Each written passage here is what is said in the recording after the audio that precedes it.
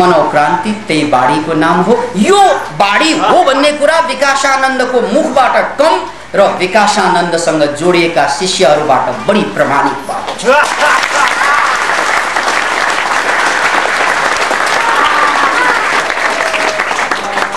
विकासानन्द अझै काठमाडौँको सेरोफेरोमा बस्न परिरहेको छ।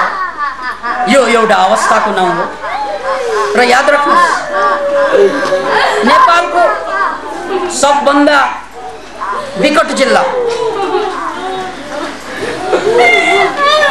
माताजी शान्त, मनलाई सूचना दिनुहोस्, पहिला सुन्नुहोस् कुरा, भावमा पछि बग्नुहोस्। नेपालको सबभन्दा विकास नभएको हजारौं वर्षदेखि मान्छेहरू सम्पूर्ण सम्पत्ति लिएर पनि दरिद्र जीवन बाँच्न बाध्य पारिएको थलोको नाम कर्णाली। तपाईले सुन्नु भएको होला, यो देशको सबभन्दा महत्त्वपूर्ण र महँगो जडीबुटी भनेको यार्सा गुम्बा। यार्सा गुम्बा जसको किलोको 1 लाखदेखि 5 लाखसम्ममा बिकिन्छ।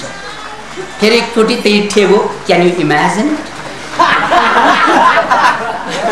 1 किलो जडीबुटीको 1 लाखदेखि 5 लाखसम्म पर्ने जडीबुटी जुन ठाउँबाट निस्कन्छ त्यो थलोको नाम हो कर्णाली। तर त्यही थलोको मान्छेले भात खान नपाएर टीका लगाइदिँदा दशैंमा त्यहाँ चामल अलिकति रहँदा यो तानेर मुखमा ल्याउँछन् खान नपाएर। त्यो चामल तानेर खान्छ।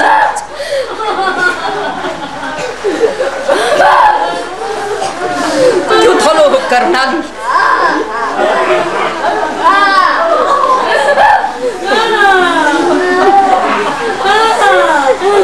तपाईहरुले सुनिरहनु भएको छ, हरेक साल काठमाडौँबाट हेलिकप्टरमा चामल लग्ने गर्छ कर्णाली।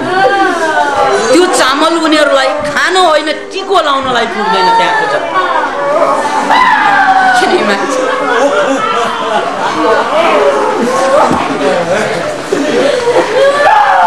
र सबभन्दा व्यङ्ग्यको कुरा, सबभन्दा दुःखद कुरा, उनीहरूले खान नपाएको दुःखद कुरा कम हो, तर उनीहरू देशको सबभन्दा ठूलो धन उत्पादन हुने ठाउँमा बसेर देशको सबभन्दा गरिब दरिद्र जिन्दगी बाँच्न बाध्य छ। यो दरिद्र जिन्दगी दियो कसले उनीहरूलाई? त्यसकारण कर्णालीका जनता सयौं वर्षदेखि शोषित पीडित जनता। याद राख्नुहोस्, हाम्रा साथीहरूले, हाम्रा साहसिक वीर वीराङ्गनाहरूले कर्णालीलाई हेलिकप्टरमा चढेर होइन, आफ्नो खुट्टाले नापेका छन्। याद राख्नुहोस्, आफ्नो ऐँताले नापेका छन्।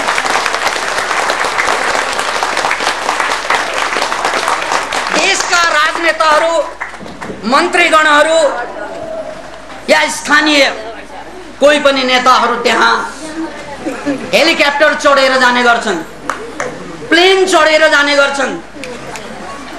तर मनोक्रान्तिकार मित्रहरूले त्यो कर्णालीको भयंकर भयानक हिउँलाई आफ्नो नाङ्गो खुट्टोले खिचोलेका छन्। आफ्नो नाङ्गो खुट्टोले त्यो कर्णालीको नाङ्गो हिमाललाई आलिङ्गन गरेर फर्केका छन्।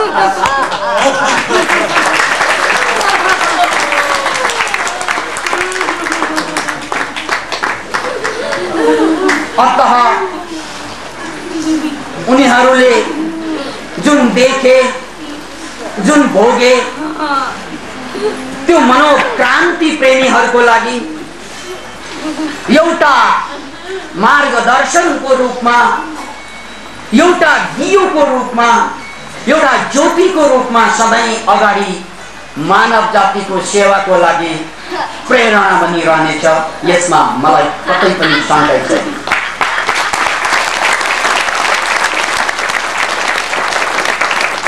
पुनः एकपल्ट कर्णालीका ती हिमाली भेगका बासिन्दाहरू, मैले चामलको कुरा गरिसकेँ।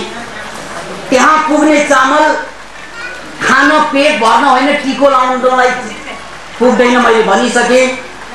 अब सुन्नुहोस्, त्यहाँ उनीहरूले जाडो छल्नको लागि जुन लुगा प्राप्त गर्छ, कार्य त्यो लुगा एक जो जिउमा लगाइसकेपछि त्यो लुगा फेर्ने कुरा आउँदैन। फेर्न त फेर्छन्, तर कहिले फेर्छन्? च्यातिँदा च्यातिँदा जब बर्बाद हुन्छ त्यो लुगा फेरेर अनि अर्को लुगा प्राप्त गर्छन्। भनाइको मतलब एक जोर लुगामा उनीहरूले वर्षौं कटाउँछन्। Can you imagine? हामी बिहान एक जोर, बेलुका एक जोर नाइट ड्रेसले नाइट गाउन फेरेर सुत्छौँ। कर्णालीका बासिन्दाहरू एक जोर लुगामा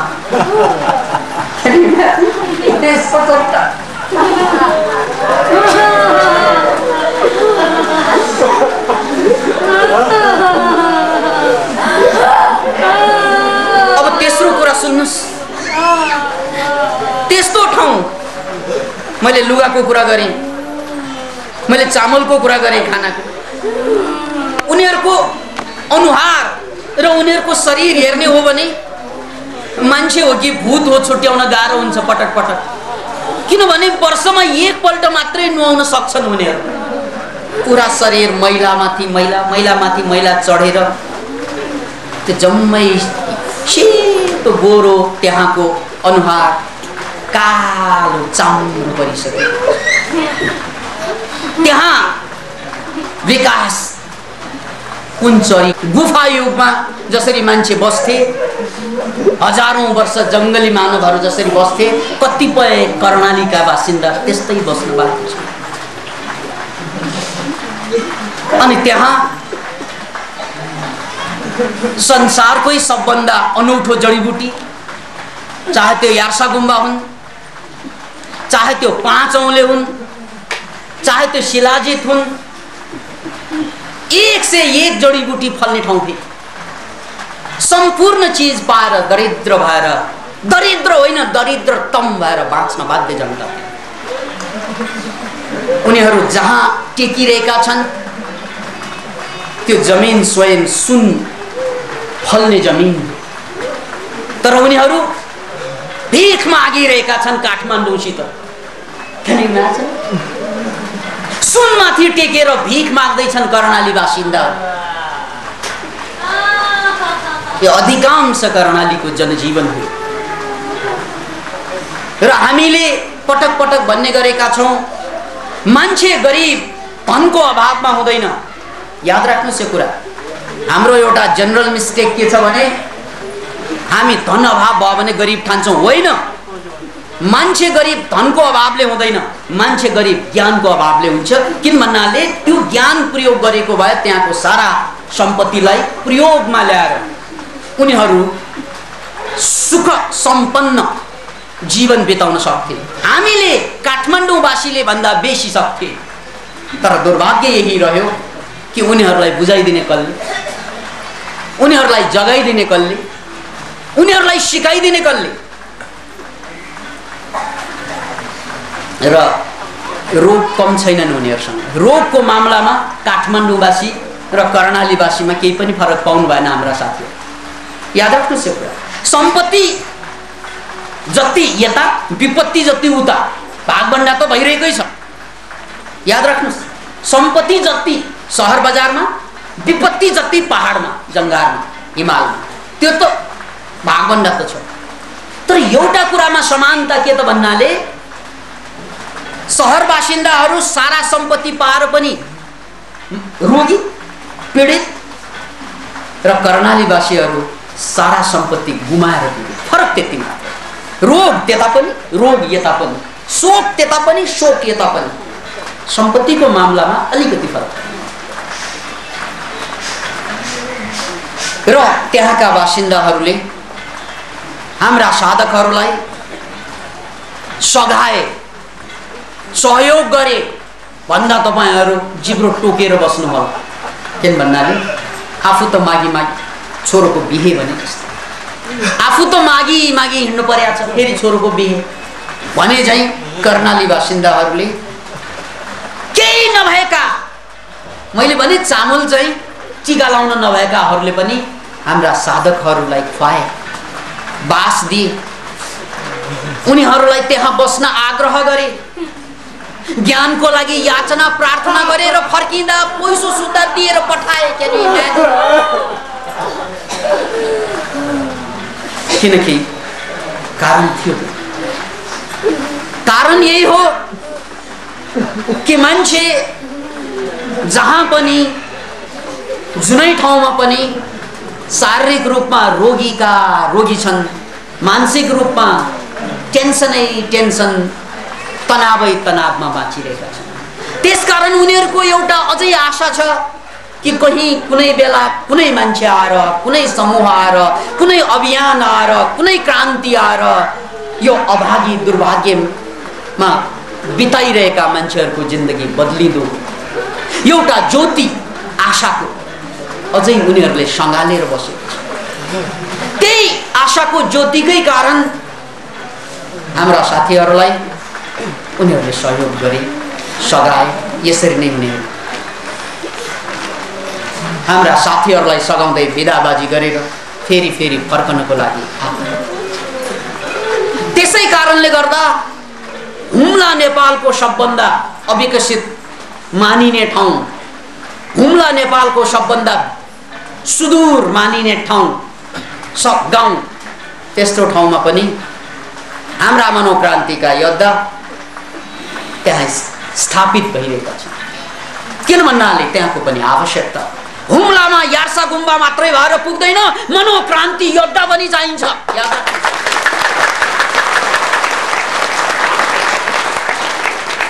हुम्लावासीहरूले, जुम्लावासीहरूले जुन सदाशयता देखाए, जुन यथार्थ कुरा बताए, याद रख्नुहोस् यो कुरालाई, हुम्ला जुम्लावासीलाई, कर्णालीवासीलाई यार्सा गुम्बा मात्रैले पुग्दैन, मनोक्रान्ति पनि चाहिन्छ भन्ने कुरा उहाँहरू घुमेर फर्केको मात्र होइन, तत्काल माग आयो कि हामीलाई मनोक्रान्ति योद्धा पठाइदिनु पर्यो। मनोक्रान्तिका बहादुर जो हिमाललाई नाङ्गो खुट्टाले छिचोल्नु पनि पछाडि नपर्ने, असम्भवलाई सम्भव पारेर छिचोल्ने ती साधकहरूलाई हाम्रो पनि सलाम छ, उनीहरूलाई हाम्रो पनि स्वागत छ। त्यसकारण तपाईहरूले जिल्लामा काठमाडौँबाट पठाइदिनु पर्यो र त्यही आवश्यकतालाई, त्यही जुम्लावासीहरूको अनुरोधमा योगी श्री ओमलाई त्यहाँ आह्वान गरियो र योगी श्री ओम त्यहाँ हुम्लाका बासिन्दाहरूलाई, हुम्लामा रहने मनोक्रान्ति प्रेमीहरूलाई मनोक्रान्ति सिकाउँदैछ, मनोक्रान्तिबाट जगाउँदैछ। अतः पानी यो सल्किँदैछ, ढुङ्गा यो पग्लिँदैछ, आँखा उघारी हेर नेपाल बिम्जिँदैछ भन्ने यो मनोक्रान्तिको नारात्मक गीत बिस्तार बिस्तार सिद्ध हुँदैछ। किनकि हाम्रा साथीहरूले, हाम्रा साधकहरूले के सिके, उनीहरूले विकासानन्द भन्ने मान्छेबाट के सिके, उनीहरूले यो मनोक्रान्ति भन्ने संस्थाबाट या अभियानबाट, त्यो कुरा उनीहरूले जिल्लामा लगेर सिद्ध गरिरहेका छन् र जिल्लावासीहरूले स्वागत मात्र होइन, आवश्यकता ठानेर उनीहरूलाई सघाइरहेका छन्। त्यसकारण पानी सल्केकै हो, अहिले पानी दर्किएको देखिन्छ तर भित्रभित्र सल्केकै हो। ढुङ्गा अहिले चुपचाप देखिन्छ, भित्र पग्लेकै हो। नत्र भने मैले तपाईहरुलाई चित्रण दिएँ कर्णालीको, त्यो ठाउँमा मनोक्रान्ति आवश्यकता छ भने यो दुनियाँमा मनोक्रान्ति आवश्यकता नहुने कुन ठाउँ होला?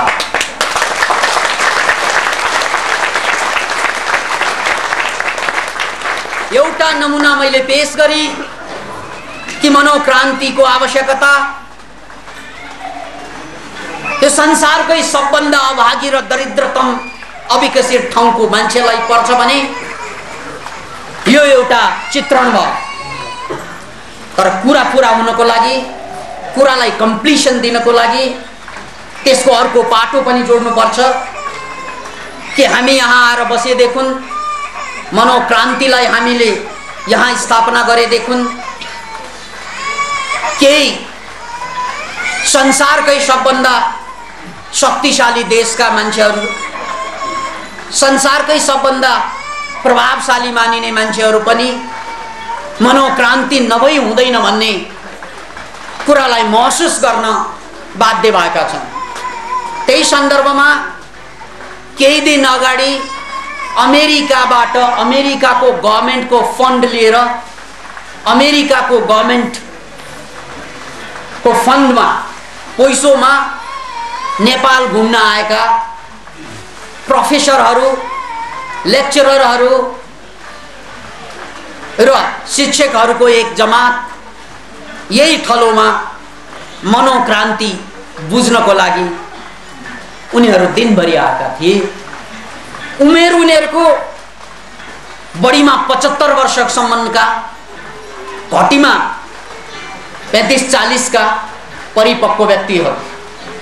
बस्दाखेरि उनीहरू खाँदा मोटो भएर बस्नु पनि नसके, जसरी उडुस र उपियाँ टन्न खाएपछि चल्न सक्दैनन् त्यस्तै उनीहरूलाई हेर्दा त्यही याद झझल्को आइरहेको थियो। त्यस्ता ख्वाकेहरू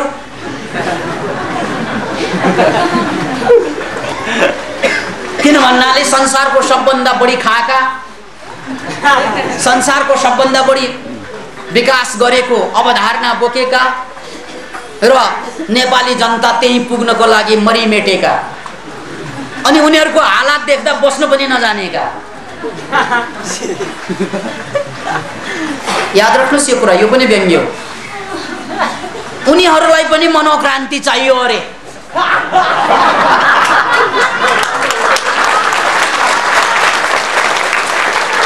याद राख्नुस् यसलाई। मैले कुरोको टुप्पोमा कर्णालीमा पुर्याइदिएँ तपाईहरुलाई भित्रैसम्म। कुरोको टुप्पोमा कर्णाली, कुरोको चुरोमा अमेरिका पुर्याउँदैछु। कुरोको चुरो हो यो। उनीहरूलाई पनि ओहो हो यो त साह्रै अनौठो ज्ञान रहेछ। ओहो हो यो त हामीलाई स्वस्थ राख्न, शान्त राख्न, हामीलाई अर्थपूर्ण जिन्दगी बाँच्नको लागि यो ज्ञान पनि चाहिँदो रहेछ भन्ने कुरा उनीहरूले महसुस गरे। र उनीहरूको त थोरै समयको कार्यक्रम थियो, किनभने उनीहरू 1 महिना नेपाल अध्ययन मण्डलको रूपमा आएका थिए र एउटा अध्ययन उनीहरूले यो ठाउँमा बसेर गरेको। र यहाँ एकजना अर्की व्यक्तित्व पनि हुनुहुन्छ जसको नाम हो लु। उनी अस्ट्रेलियाबाट केही दिन यहाँ बस्न भनेर आए। थाहा थिएन उनलाई मनोक्रान्ति के हो, थाहा थिएन मनोक्रान्तिले के गर्छ। उमेर उनको 28 र उनले केही योग सिक्ने भन्ने मनसा मात्रै प्रकट गरेर आइन्। र जसै जसै उनी यहाँ बस्दै गइन्, उनले मनोक्रान्तिको एकपछि अर्को तह खोतल्दै गइन्। देख्दै गए चमत्कारहरू एकपछि अर्को उनकै सेरोफेरमा घट्दै थियो। र उनको 7-8 दिनको बाँकी भिजा समाप्त हुने क्रममा थियो। त्यसपछि उनी फेरि भिजालाई एक्सटेन्ड गरेर अब नेपाल अहिलेसम्म मैले देखेकै रहेनछु, सिङ्गो नेपाल त गोदावरीमा पो लुकेको रहेछ।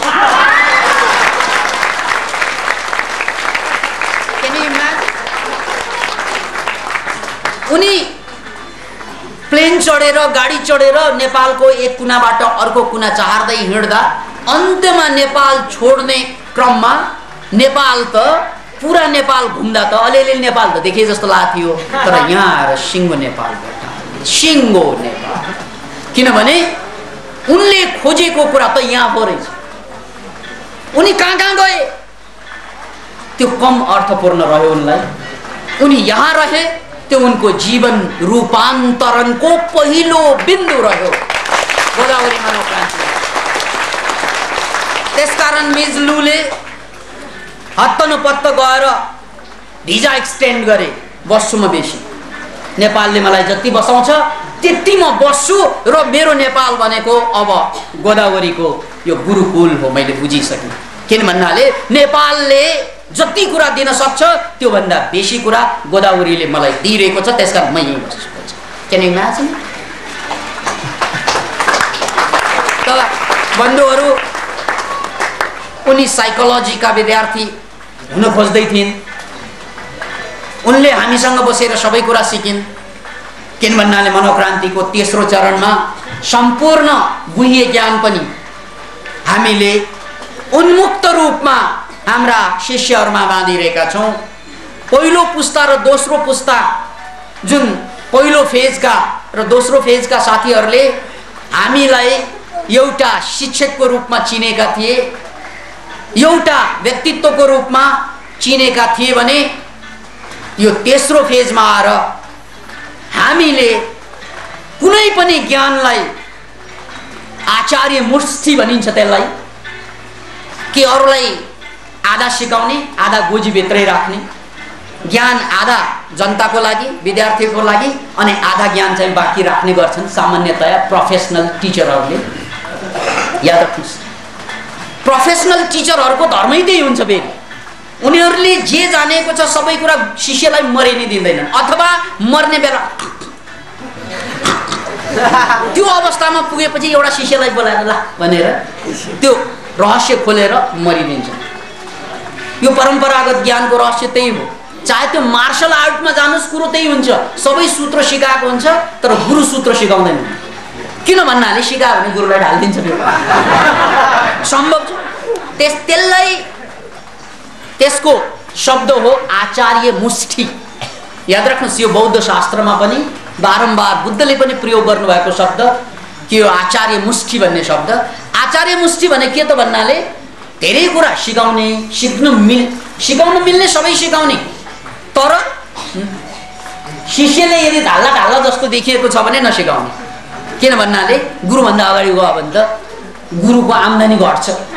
मूल कुरो त त्यो हो, गुरुको वर्चस्व घट्छ, मूल कुरो त त्यो हो।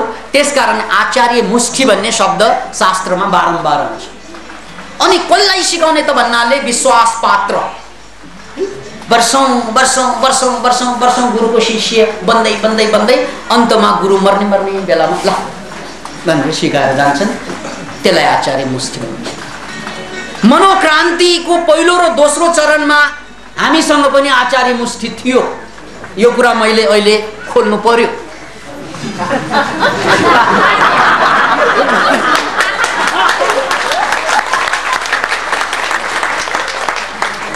किन त भन्नाले मनोक्रान्तिको पहिलो र दोस्रो चरणमा हामीले सम्पूर्ण कार्यक्रमलाई व्यावसायिक शैलीमा अगाडि ल्याएका थियौँ। त्यसमा त शङ्कै छैन। त्यो व्यावसायिक शैलीमा ल्याउनु पर्नुको कारणले गर्दा त्यहाँ आचार्य मुष्टिका कुराहरू रहे र त्यसलाई मनोक्रान्ति ठानेर बसेका साथीहरू अहिले आएर चुकेका छन्, अथवा चुकेका छन्। दुई मध्ये एउटा, कि चुकी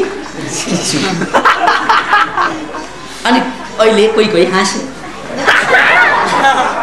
किनभने उद्देश्य आचार्य मुष्टिलाई कायम गर्नु थिएन। उद्देश्य त्यो होइन। सुरुदेखि हाम्रो भिजन संसारलाई परिवर्तन गर्नु नै थियो, तर हाम्रो हैसियत, हामी उठिरहेको धरातल, त्यो जम्मैलाई विचार गरेर कुरोलाई सिलसिलाबद्ध रूपमा अगाडि ल्याउनु परिरहेको थियो। त्यो बाध्यता पनि थियो। याद राख्नुहोस्, एक प्रकारको बाध्यता थियो। किनभने घाँटी हेडेर हाड निलिएन भने ठुलो पर्यो भने त बर्बाद पार्छ। त्यसकारण घाँटीलाई हेर्नु पर्थ्यो, हाडको साइजलाई चाहिँ हेर्नु पर्थ्यो अनि निल्नु पर्थ्यो। पहिलो र दोस्रो फेजमा त्यही क्रियाकलाप जारी रह्यो। याद राख्नुहोस्, पहिलो र दोस्रो फेजमा हामीले घाँटी हेरेर हाडलाई निल्नु पर्यो। त्यसकारण पहिलो र दोस्रो फेजमा आचार्य मुष्टिलाई हामीले बाँकी राख्यौँ। तर तेस्रो फेज अहिलेको जुन अवस्था मनोक्रान्तिको यो तेस्रो चरणमा अब त्यस्तो कुनै आचार्य मुष्टि रहेनन्।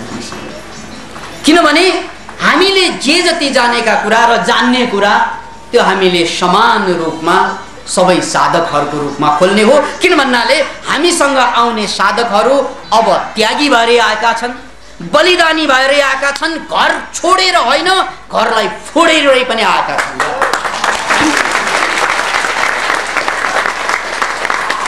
त्यसकारण अब उनीहरूको घर छ भने यो सारा संसारै उनीहरूको घर हो, छैन भने कुनै घरै छैन। त्यस्तरी बलिदानी भावना लिएर, त्यागी भावना लिएर आएका, सारा संसारमा पाएका सुख सुविधा पाउन सक्नेलाई छोडेर आएका साधकहरू भएकै कारणले गर्दा अबको मुभमेन्ट मनोक्रान्तिको तेस्रो चरण हामीले घोषणा गर्न हामीलाई सजिलो भएको। त बन्धु, पुनः म अस्ट्रेलियाको कुरालाई जोड्नुपर्छ मैले।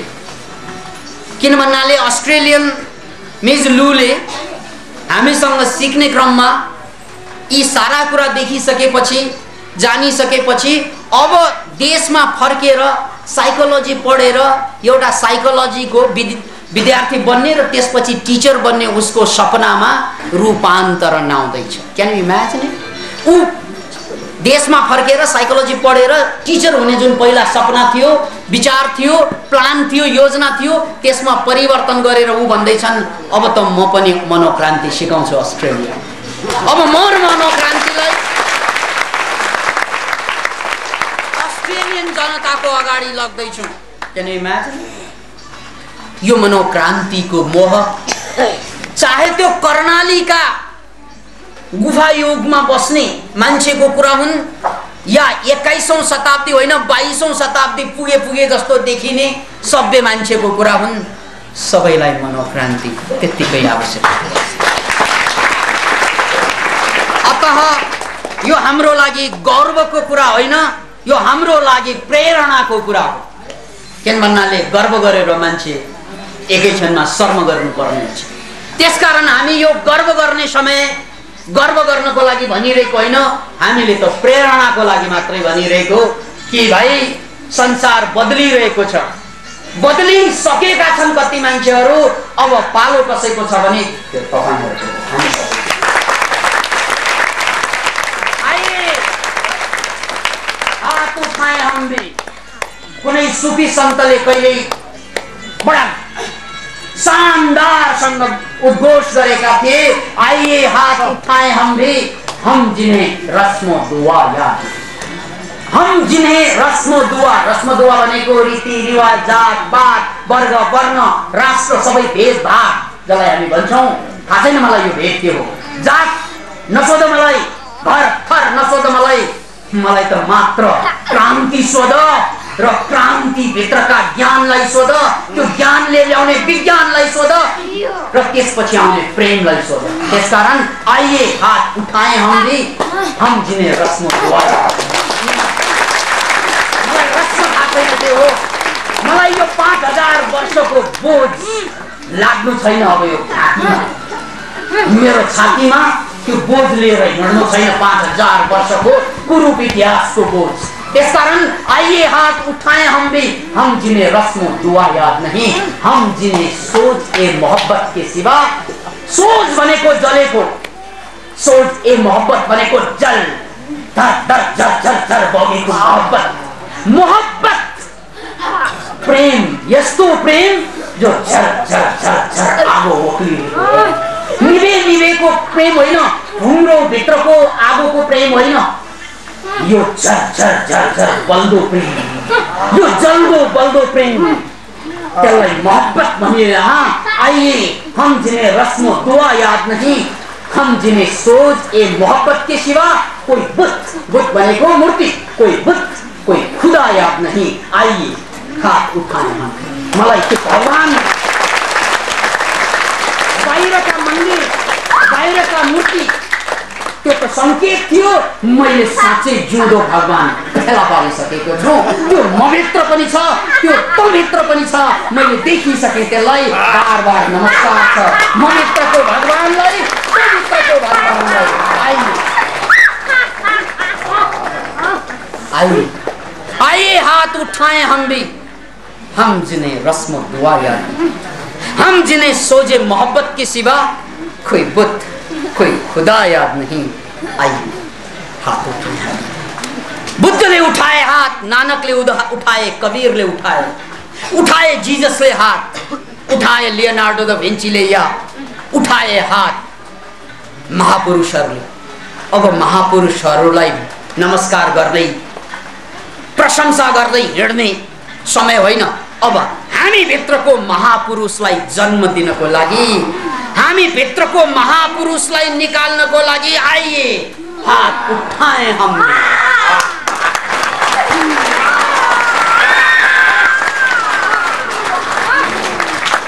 अतः बन्धु, मैले मनोक्रान्ति अभियानको तेस्रो चरणको कुरा गरेँ। यो तेस्रो चरण दोस्रो र पहिलो चरण को आचार्य मुष्टिबन्धित व्यावसायिक धरातलमा उपस्थित होइन।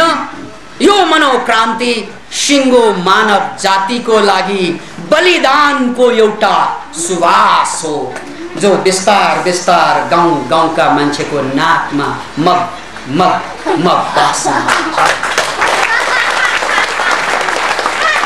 यो मनोक्रान्तिको तेस्रो लहर विश्व मानव जातिको लागि समर्पित छ।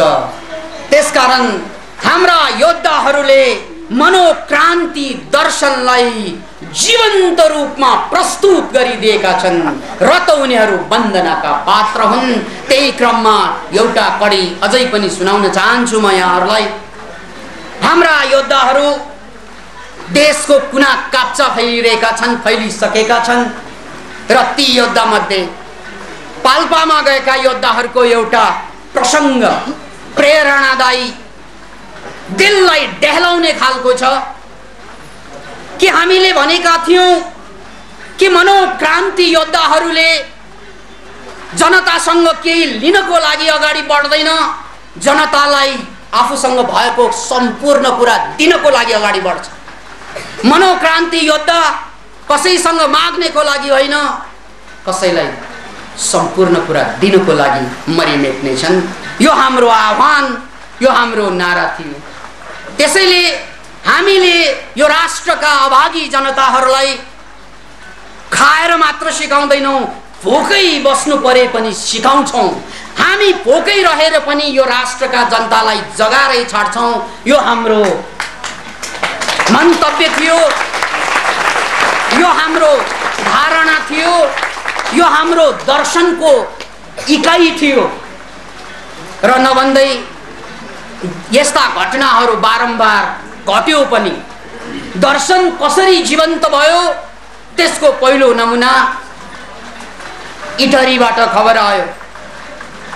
योगिनी श्री याम इटरीमा इटरीका जनतालाई सिकाउँदै रहे, खाएर पनि सिकाए र दिन यस्तो पनि आए कि भाइ मनोक्रान्तिको तेस्रो चरणमा त हामी पैसो कमाउन आएको होइन, हामी जनतासँग लिन आएको होइन, हामी त दिन आएको।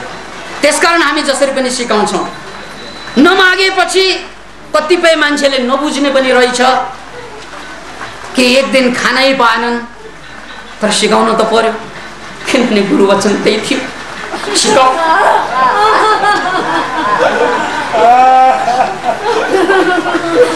सिकाइ।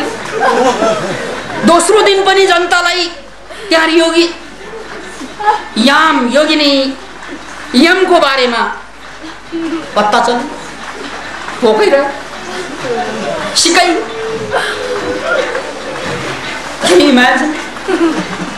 मागेन, सिकाएर बस। 4-5 दिन पछि बल्ल ओहो यसले त एक दाना पनि पाएको छ।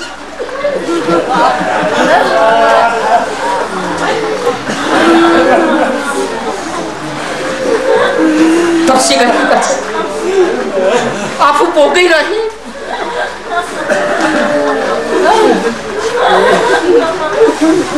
उपवासमा भोकै रहनु ठुलो कुरा भएन, किनभने त्यसमा केही गरिँदैन। तर जब सिकाउने कुरा आउँछ, बोल्ने कुरा आउँछ, गर्ने कुरा आउँछ, ताकत कहाँबाट आउँछ? एक दिनको कुरा हो, 2 दिनको कुरा हो, 5-5 दिनसम्म बिहान क्लास बेलुका क्लास, तर पाएको छैन एक दाना।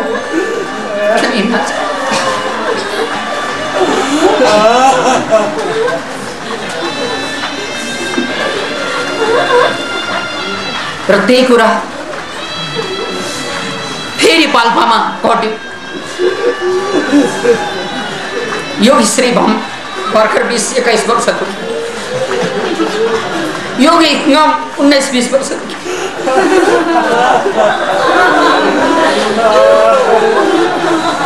50 सिक्न आउँछ, 50 सिकाउँदैछन् दिनदिनै। 100 रुपियाँ लिए पनि 10,000 पुग्थ्यो। काठमाडौँमा योग सिकाउने मान्छेले 1000 रुपियाँ लिन्छ एकजनासँग। तर त्यहाँ यी साधकहरूले नखाइकन सिक, कसैले सोधेनन् खानु पनि भयो।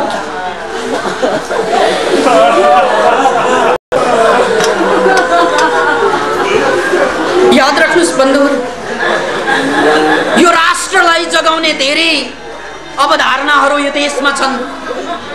कसैले रगत बगाएर यो राष्ट्रलाई बदल्ने भनेर लागे, आफ्नो पनि रगत बगायो उनीहरूले, अरूको पनि बगाइदिए। यसरी उनीहरूले यो राष्ट्रलाई बदल्ने भनेर लागेका एक जमात छन् भने मनोक्रान्ति अर्को यस्तो क्रान्ति जसले कसैको रगत बगाएन होइन, आफ्नो आँसु बगाएर यो देशलाई।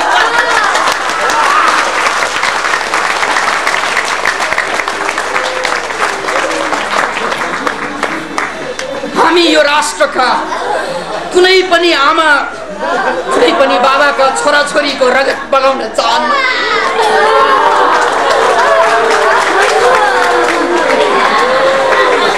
देश बदल्ने हतारो ती क्रान्तिकारीहरूलाई जस्तै हामीलाई पनि धेरै हतारो र चतारो छ। ती क्रान्ति वीरहरूलाई जस्तै जो सशस्त्र युद्धमा लडिरहेका छन्, लडिरहे, उनीहरूलाई जस्तै यो देश बदल्ने हतारो हामीलाई पनि छ। तर हामी यो देशको जनताको रगत बगाएर होइन, हामी बरु आफ्नै आँसु बहाएर बगाएर यो देशको हजारौं वर्षको इतिहासलाई धोइदिन्छौँ, पखालिदिन्छौँ।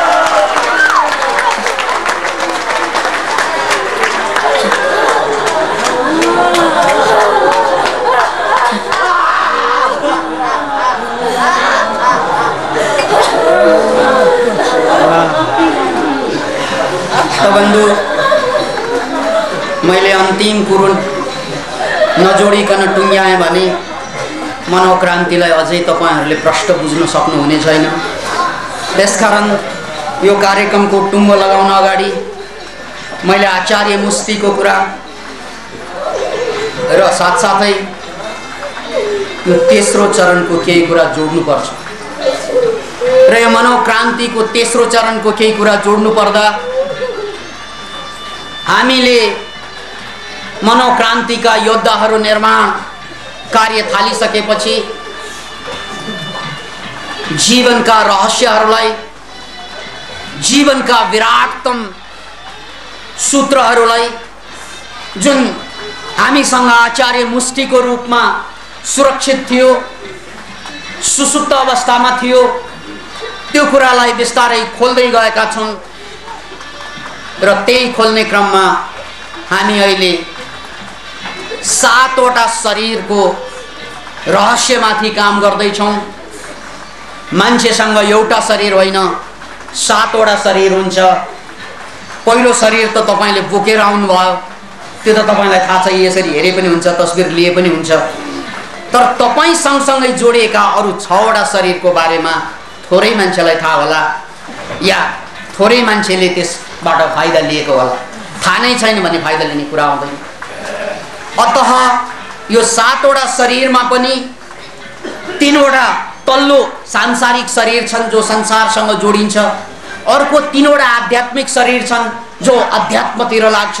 उच्चतम जिन्दगी, भौतिक जिन्दगी र आध्यात्मिक जिन्दगीको बीचमा यहाँ 3 वटा शरीर र यहाँ 3 वटा शरीर छ र बीचमा एउटा कन्ट्रोल प्यानलको रूपमा प्रमुख शरीर छ, न्यूट्रल गियरको रूपमा। त्यो शरीर भनेको सूक्ष्म शरीर हो, त्यो शरीर भनेको आभामण्डलबाट बनेको शरीर हो, त्यो शरीर भनेको चक्रबाट बनेको शरीर हो। यसैले हामीसँग जुन 7 वटा चक्र छन्, त्यो 7 वटा चक्र भनेको ऊर्जाको भण्डार हो, शक्तिको भण्डार हो। अहिले त्यो चक्रमाथि हामीले नियन्त्रण गर्न सक्यौं, त्यो चक्रलाई जगाउन सक्यौं भने हाम्रो लागि यो दुनियाँमा असम्भव भन्ने केही पनि हुँदैन। त्यो कुरा त हाम्रा साधकहरूले एक हदसम्म प्रमाणित पनि गरिसकेका छन् र अझै बढी प्रमाणित हुने अब त लहरको रूपमा, बाढीको रूपमा आइ पनि सकेको छ। त्यसैले यो तेस्रो पछि आउने चौथो शरीर, त्यसको बारेमा अलिकति मैले जानकारी दिनुपर्छ कि हामीसँग जसरी क्यासेट प्लेयर चलाउनको लागि, कम्प्युटर चलाउनको लागि अचेल डिस्केटको चलन छ, चक्का हालेपछि चल्छ। जुन फिल्म अथवा जुन प्रोग्राम त्यसभित्र छ, त्यसभित्रको प्रोग्रामबाट फाइदा लिन सकिन्छ।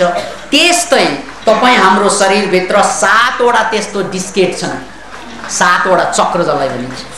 अब एउटै नचलेपछि कम्प्युटर त किनेर ल्याए तर केही पनि आउँदैन, किन चक्रै चलेछ, डिस्केटै चलेछ, हार्ड डिस्क ल्याएकै हो है, तर त्यसभित्रको सफ्टवेयरै छैन, चलेकै छैन भने चल्दैन।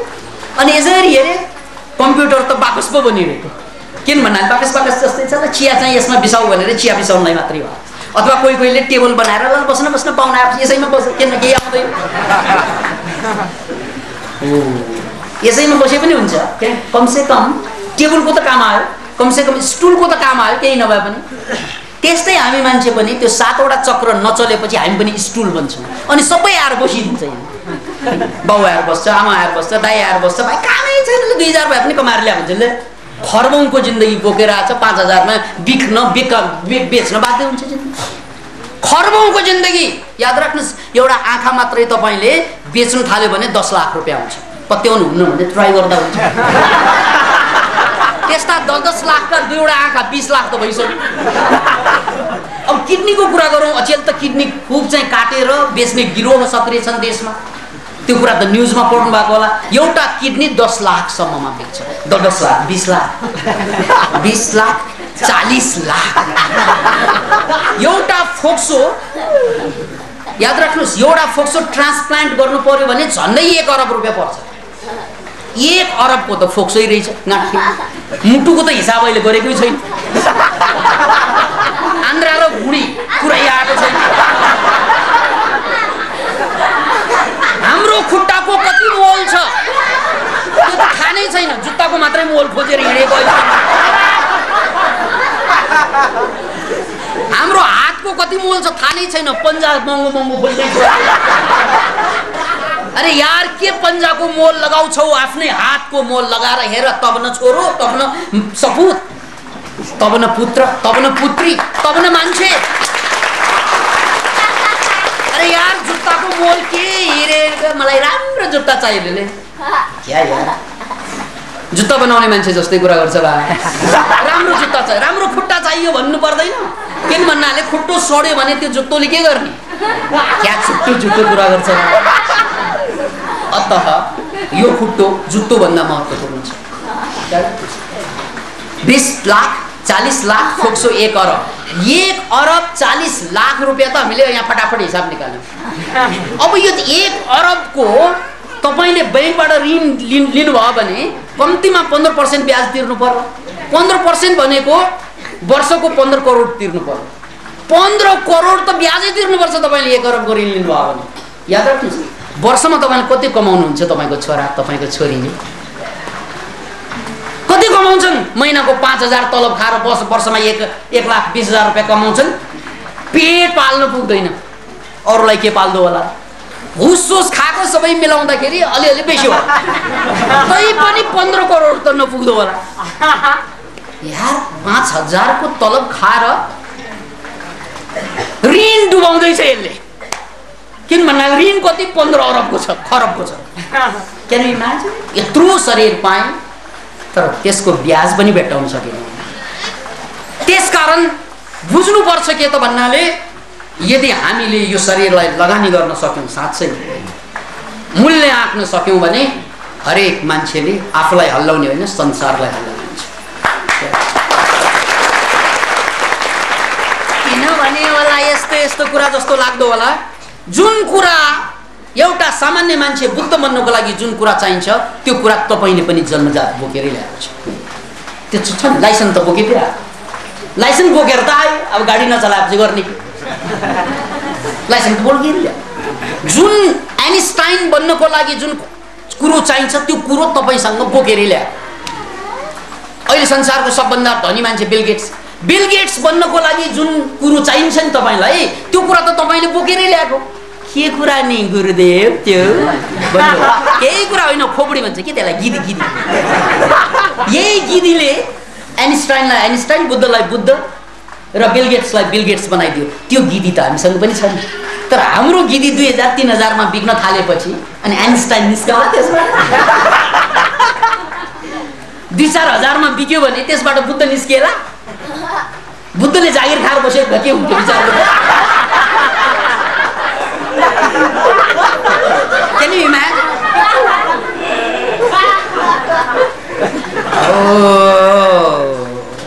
याद राख्नुस् तपाई हामी सबैसँग बिल गेट्सले कमाए जति पैसा कमाउने जुन चीज चाहिन्छ खोपडी त्यो हामीसँग छ त्यसो भए हामीले किन नकमाएको होला नि भन्ने प्रश्न छ भने यति मात्रै बुझ्नुस् बिल गेट्सले यो खोपडीलाई चलाए बढी टाइप हाने जस्तै खूब चलाए तर हामीले यो खोपडीलाई चलाएनौं हामीले के शरीरलाई मात्रै चलायौं मम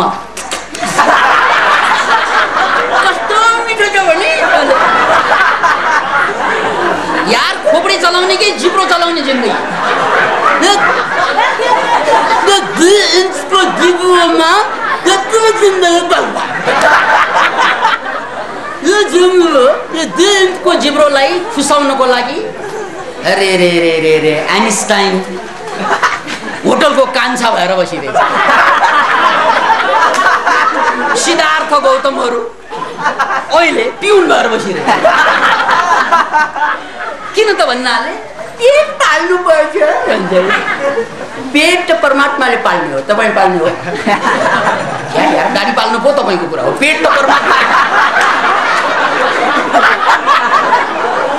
किनभने पेट पाल्नु पर्छ भन्नेले के कुरा बुझ्नु पर्छ भने तपाई जन्मन अगाडि नै तपाईकी आमालाई स्तन दिएर पठाछ परमात्माले किन भन्नाले यो मोरा भोको मर्लान् निस्कना साथ च्या रोलन फेरि खान पाएन भने मर्छन् त्यसकारण स्तन कहाँबाट आयो आइमाइमा भन्ना साथ त्यो परमात्माले तपाई जन्मन अगाडि भोजन तयार पार्दियो रेस्टुरेन्ट इज हियर ओपन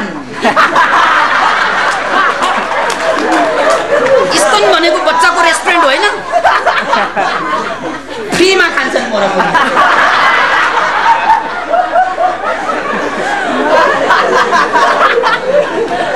हेर्नुस् मित्र परमात्मा त्यति क्रूर कहाँ छ कि तपाई जन्मनु अगाडि तपाईको भोजन आमामा दिएर पठा त्यस्तो क्रूर छैन परमात्मा हेर्नुस् त यो घाँस पात यो हरियाली नभएको भए मान्छे बाँच्दैन किन भन्नाले त्यहाँबाट अक्सिजन चाहिन्छ अक्सिजन बिना त कुनै पनि प्राणी थलचर प्राणी बाँच्दैन कम्ती अतः अक्सिजन कहाँबाट आउँछ त भन्नाले हरियालीबाट आउँछ त्यसकारण परमात्माले पहिला चाहिँ हरियाली बनाए टन्न हरियाली बनाएपछि अनि बल्ल गएर मान्छेलाई ल जा जा जा तेरो चाहिँ खुराक भयो भनेर पठाए के परमात्मामाथि विश्वास छैन त भरोसा छैन यो पेट पाल्ने भन्छ खसीले नै पेट पाल्ने भन्दैन खसीले पेट पाल्छ बोकाले पेट पाल्छ तपाईले देख्नु भएको छ बोका चाहिँ दौडा दौड गरेर किन भन्नाले अफिसर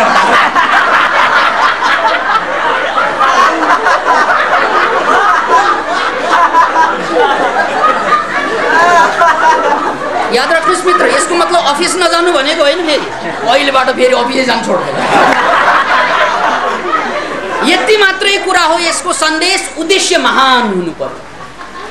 उद्देश्य 3-4 हजारमा मेरो जवानीलाई लिलाम गर्दिन म। संकल्प के हुनु पर्यो, मेरो जवानी 5,000 को तलबमा लिलामी गर्दिन। किन भन्नाले मेरो उद्देश्य आफूलाई बदलेर संसार बदल्नु छ, त्यति बेला पुग्छ। किन भन्नाले तपाईभित्र सारा कुरा परमात्माले जोडेर बस त्यति मात्र। त्यसैले तपाईँ हामीले उद्देश्य चाहिँ एउटा महान उद्देश्य पाल्नुपर्छ भन्ने मात्रै कुरा हो। र त्यही सन्दर्भमा अब आइन्स्टाइन चाहिँ आइन्स्टाइन भए, एउटा लठेब्रो केटो आइन्स्टाइन हुन्छन्। हामी त चाहिँ आमा बाबाले त आशै लाग्दो केटो भनेको केटी भनेको हामीलाई छोराछोरीमाथि भरोसै गरेको। अहिले आउँदाखेरि आइन्स्टाइन सानोमा लठेब्रो, हामी त जति उमेर बढ्दै गयो लठेब्रो पो हुँदै गयो। केही गर्दैन, घरको लागि न बनको लागि कहीँ पनि काम नगर्नु। सानो छँदाखेरि खुब चलाक भए जस्तो थियो। ल ठुलो जति भयो बेवकु खत्तम। कम्तीमा आमा बाउलाई त त्यो लाग्नु थाल्यो नि हामी देखेर। अरूलाई जे लागोस्, आमा बाबालाई चाहिँ छोराछोरी चाहिँ बेवकुफै लाग्छ। किन भन्नाले आशा धेरै गरे हुन्छ आमा बाबाले, अनि चाहिँ आशा गरे अनुसार छोराछोरीले फिटिक्कै गर्दैन, अनि चाहिँ दिक्क लाग्छ। के भएको त यो आइन्स्टाइन लठेब्रो आइन्स्टाइन बन्छ यदि वातावरण पायो। याद राख्नुहोस्, लठेब्रो पनि आइन्स्टाइन हुन्छ वातावरण पायो भने। त्यही वातावरणलाई म्याट्रिक्स भन्यौँ हामीले। किन भन्नाले म्याट्रिक्स भनेको जहाँ कोइला हिरा बन्छ त्यसलाई म्याट्रिक्स भनिन्छ। अत याद राख्नुहोस्, मनोक्रान्ति म्याट्रिक्स हामीले अहिले त यो काठमाडौँमा निर्माण गर्यौँ। हामी राष्ट्रभरमा मनोक्रान्ति म्याट्रिक्स निर्माण गर्ने,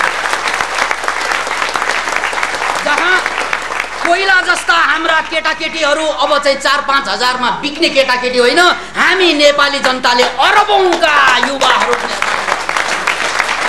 संसारलाई मार्गदर्शन गर्न सक्ने युवालाई निर्माण गर्छन्। यही महासङ्कल्प बोकेर मनोक्रान्ति अगाडि आइरहेको छ।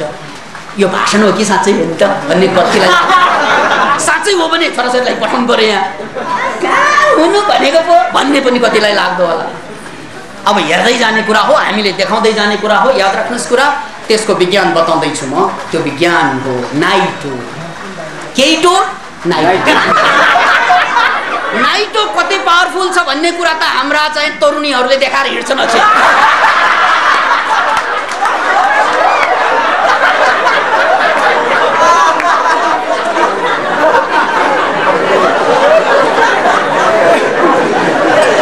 तरुणीहरूले नाइटो देखाएर हिँड्दाखेरि सबैको ध्यान त्यतै। तपाईहरुलाई यसको विज्ञान थाहा छैन। किन त भन्नाले यहाँ त सूर्य छ, सूर्य, त्यसकारण आँखै तिरमिराउँछ केटाहरुको।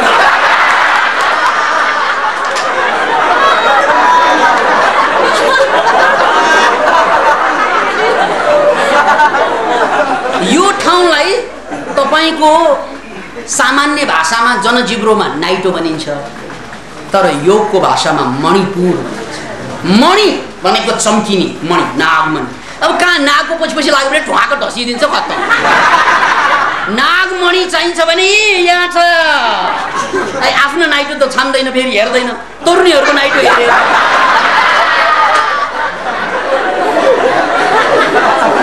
त्यसकारण तरुणीहरुको नाइटोलाई संकेतको रूपमा लिनुस् तपाईले, सन्देशको रूपमा। यार तै भित्र छ यस्तै पावरफुल, हेर तका आफू हेर्ने हैन। त्यसकारण अब कोही तरुणीहरु चाहिँ साह्रै साहसी छ भने यहाँ टाट्यु पनि गर्नु पर्यो। टाट्यु के त भन्नाले यहाँ हेर्ने होइन, डाका आफ्नैमा हेर।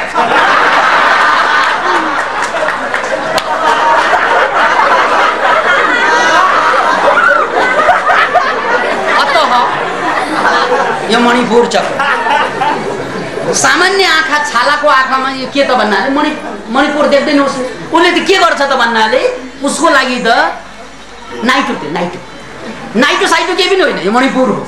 यहाँ अनन्त शक्तिको स्रोत छ, ह्युज पावर। त्यही हो प्यानल, ह्युज प्यानल। के संसारलाई बदल्न सक्ने सारा शक्ति कतै छ भने यो नाइटोमा छ। नाइटो तपाईहरुसँग छ छैन भन्नुस् त? कोही नभएका छन् भने हात उठाउनुस्।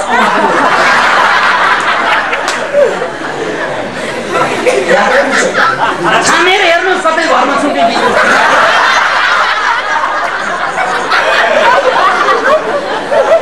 कतै कसैको आँखा लागेर झलिपो सक्यो कि दुनिया बहुत खराब छ हावा यहाँ विषालु पानी यहाँ रसालु।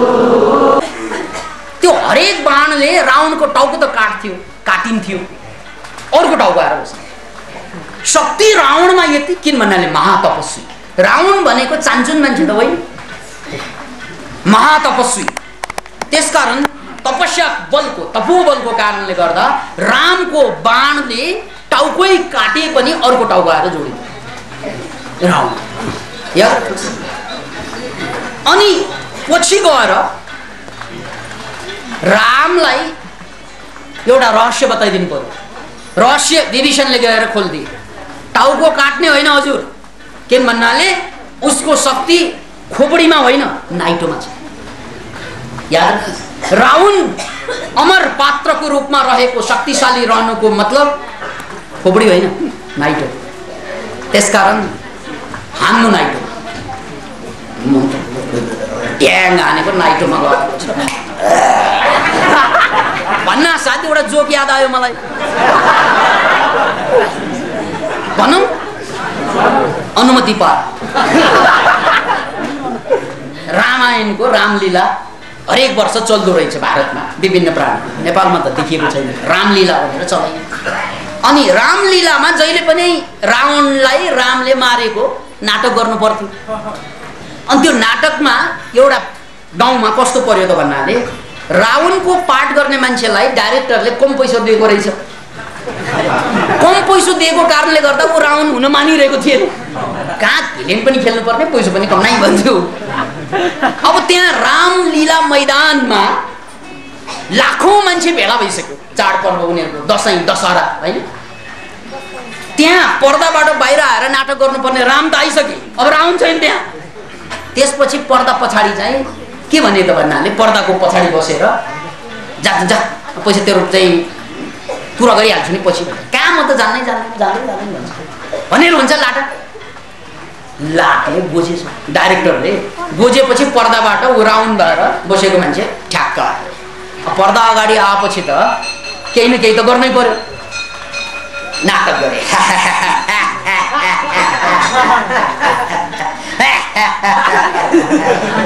त्यसपछि चाहिँ रामले चाहिँ बाण हाने। ठ्याक्क बाण लाग्यो। मर्नु त पर्ने।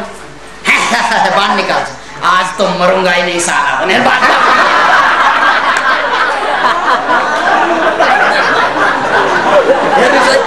समस्या पर्यो।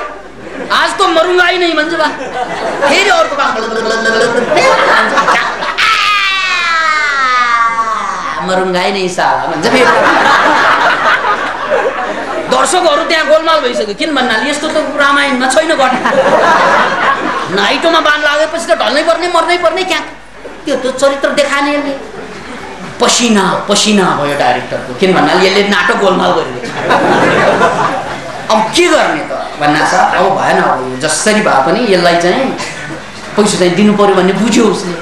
त्यसपछि चाहिँ रामको पछाडि पर्दाबाट के भने भन्नाले पछाडिबाट पैसाको चाङ दिएछ। ल यो पैसा कोको पारेर बाणमा हाल होइन, अनि ट्याक्कै हिर्काइदियो, यसलाई पैसा पठाइदियो भनेछ। नत्र त यो नमर्ने भयो। ठिकै छ। ढ्याक रामले पनि बुझे। दुष्ट रावण अब तो तुम मरेगा ही, क्योंकि ये मणिबाण है। मणिबाण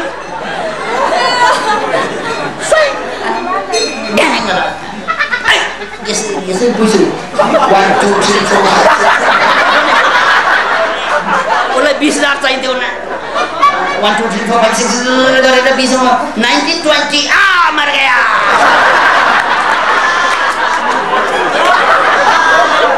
पैसा पाए। अत बन्धु म यो चरणलाई ब्रेक गर्दा गर्दै यसपछि हाम्रो चरण बाँकी नै छ। यो मणिपुर रावणलाई पनि विजय गर्न नसक्ने राम स्वयंले किन त भन्नाले मणिपुरलाई रावणले जगा शक्तिको स्रोत थियो। यसको सन्देश यही हो कि सारा संसार त्रिलोकलाई हल्लाउने शक्ति खोपडीमा रहँदैन। यहाँ हो त्यही यदि यो चक्र शुद्ध भयो र जाग्यो, शुद्ध हुनु पर्यो अनि जाग्नु पर्यो, जाग्यो भने तपाईँ हामी सबैले दुनियाँलाई हल्लाउन सक्छौँ। याद राख्नुहोस्, तपाईँ हामी सबैले दुनियाँलाई हल्लाउन सक्छौँ। त्यसकारण मैले एउटा प्रसङ्ग हिजै अस्तिकै प्रवचनमा पनि भनेको, यहाँ पनि सान्दर्भिक छ कि जब माओवादीहरू युद्ध लड्दै थिए उनीहरूले एउटा प्यारलल गभर्नमेन्ट भनेर बनाए। त्यो के त भन्नाले हामी छुट्टै सत्ता हौँ, राज्य पक्ष र चाहिँ युद्धधर पक्ष भनेर उनीहरूले दुई पक्ष बनाए, दुई सत्ता यो राष्ट्रमा चलाए। कति समयसम्म त्यो चलाएकै गरेर अहिले आएर उनीहरू राज्यमा विलय हुँदैछन्। हामीले पनि लगभग त्यस्तो एउटा काम गर्दैछौँ। त्यो के काम त भन्नाले राजनीतिक रूपमा हाम्रो नक्सा भनेको पूर्व मेचीदेखि महाकालीसम्म छ। अहिले हाम्रा योगीश्री नमले दार्जिलिङ र सिक्किममा पनि मनोक्रान्तिको लहर फैलाउन सुरु गरिसकेका छन्। भोलि गएर त्यो इलाका पनि मनोक्रान्तिमय बन्नेछ। त्यसकारण अबको अहिलेको हाम्रो नेपालको दुईवटा नक्सा छ, एउटा नक्सा राजनीतिक, अर्को नक्सा मनोक्रान्तिक। मनोक्रान्तिक नक्सामा नेपाल ठुलो छ, दार्जिलिङ र सिक्किमसम्म नेपालभित्रै छ। अर्को सालसम्ममा नेपाल अझै ठुलो हुँदै हाम्रा योद्धाहरूले दिग्विजय गर्दै अगाडि बढ्नेछ। भारतका विभिन्न प्रान्तलाई पनि नेपालमा मिसाउँदै मिसाउँदै अगाडि बढ्छ। अनि हामीले भन्नै पर्छ, तिम्रो नेपाल अलग्गै, मेरो नेपाल अलग्गै। तिम्रो नेपाल राजनीतिको सीमा रेखा हो भने मेरो नेपाल अध्यात्मको विस्तार हो। तिम्रो नेपाल रगतले एकले अर्कोलाई हत्या गरेर रगतको धार बगाएर लेखेको सीमाको रेखा हो भने हाम्रो नेपाल हामीले प्रेमको आँसु बगाएर फैलाएको नक्सा हो। मित्र, तिम्रो नेपाल सानो छ, हाम्रो नेपाल विराट छ। तिम्रो नेपाल राजनीतिक नेपाल हो, हाम्रो नेपाल आध्यात्मिक नेपाल हो। त्यसकारण संसारको कुनै पनि सीमा यसभित्र अट्दैनन्। हाम्रो अन्तिम भिजन भनेको यही पनि हो कि हामीले संसारभरका देशसँग एउटा सांस्कृतिक कार्यक्रम अन्तर्गत, एउटा आध्यात्मिक कार्यक्रम अन्तर्गत, जसरी सम्पूर्ण युरोपमा अब भिजा चाहिँदैन, युरोपेली समुदायभित्र पसेका देशहरूले एक देशबाट अर्को देशमा जानलाई भिजा चाहिँदैन, त्यस्तै हामीले मनोक्रान्तिमय नेपाल निर्माण गर्दै यो संसारमा कतै पनि भिजा नचाहिने गरी एउटा विशाल नेपाल निर्माण गर्दै अगाडि। यो कुनै राष्ट्रवादी चिन्तन होइन, यो विशुद्ध आध्यात्मिक चिन्तन हो। किनभने हामी नेपालमा रहेको, नेपालबाट सुरु भएको कारणले गर्दा नेपाल शब्द यहाँ प्रयोग भयो। नत्र भने यो कुनै राजनीतिक चिन्तना होइन, यो विशुद्ध आध्यात्मिक चिन्तना हो। र त्यही चिन्तना अनुरूप अब बिस्तार बिस्तार नेपाल झन्झन ठुलो। राजनीतिक नेपाल, राजनीतिक इन्डिया, राजनीतिक चाइना आफ्नो ठाउँमा छ, तर हाम्रो नेपाल चाहे चाहिँ भारतका राजनीतिक भारतका जनता यो नेपालका नागरिक हुन्छन्, राजनीतिक चीनका जनता यो नेपालका नागरिक हुन्छन्। हाम्रो आध्यात्मिक नेपालमा विश्व मानव सबै नागरिक हुन्। अनि हामीले पहिलोचोटि उद्घोष गर्न सकौँ कि वेदको त्यो वाक्य, त्यो परम वाक्य वसुधैव कुटुम्बकम, वसुधैव कुटुम्बकम, वसुधैव कुटुम्बकम। सारा संसार हाम्रो परिवार हो, हाम्रो लागि कुनै भेदभाव छैन। सारा संसार कुटुम्ब नै हो, परिवार नै हो। अनि मात्रै वेदको अर्को वचनको हामी उद्घोष गर्न सक्छौँ, आनो भद्रा क्रतवो यन्तु विश्वत, आनो भद्रा क्रतवो यन्तु विश्वत, आनो भद्रा क्रतवो यन्तु विश्वत। अर्थात् ज्ञान ममाथि चारैतिरबाट वर्षुन्, चाहे नेपाल, चाहे भारत, चाहे इङ्ल्यान्ड, ज्ञान ममाथि सबै ठाउँबाट, सबै जनबाट वर्षुन्। आनो भद्र क्रतो यन्तु विश्व। यो विराट दृष्टिकोण यहाँसम्म पुग्नलाई शक्ति चाहिन्छ।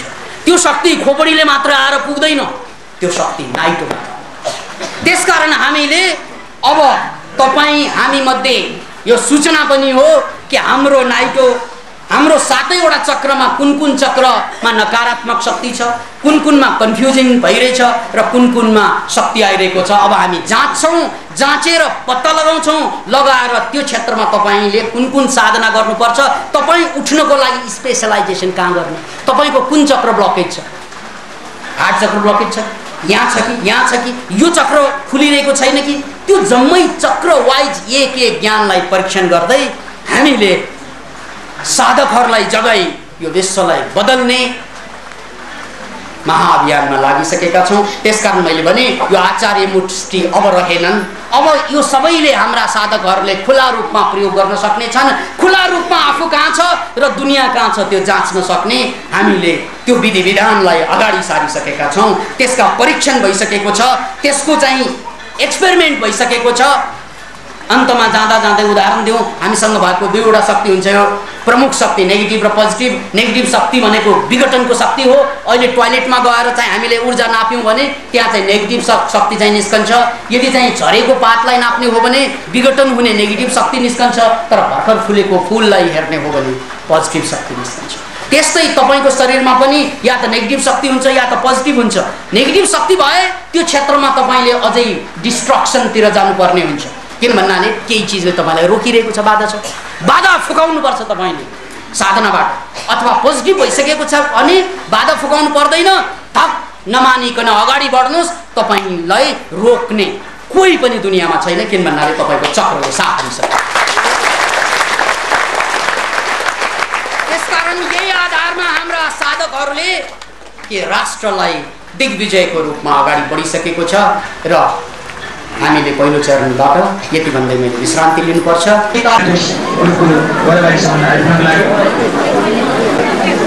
धनगढी कैलालीबाट आउनुहुने सम्पूर्ण मित्रले हाम्रा योगी श्री चन्दसँग सम्पर्क गरे तल गुरु प्रसाद ग्रहण गर्नको लागि तल वैद्यनाथ हातले अनुरोध गर्दछ।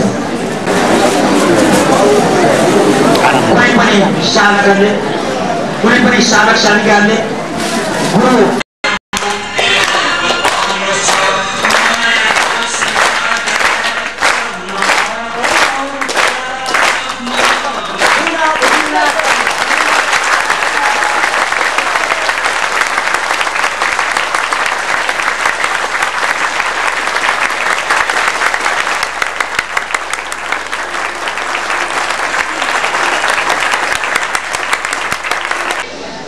बैतडीको हेडक्वार्टर बैतडी